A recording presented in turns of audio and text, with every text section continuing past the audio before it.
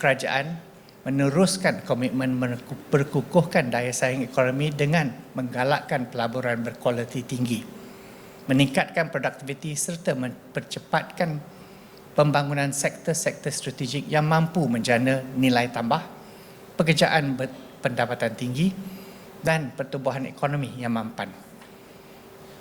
Tumpuan akan terus diberikan kepada sektor seperti semikonduktor, peralihan tenaga, ekonomi digital, kecerdasan buatan serta kewangan Islam.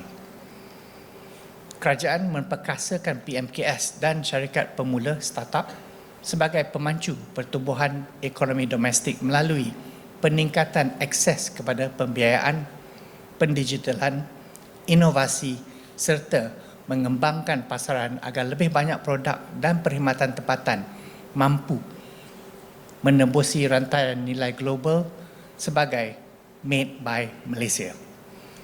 Bagi meningkatkan lantai, tumpuan kerajaan kekal untuk meningkatkan mutu perkhidmatan kerajaan kepada rakyat selari dengan agenda RMK 13 untuk memperkukuhkan sistem pendidikan, meningkatkan kualiti perkhidmatan kesihatan dan memperkasakan pembangunan modal insan sebagai asas kepada pertumbuhan ekonomi yang inklusif.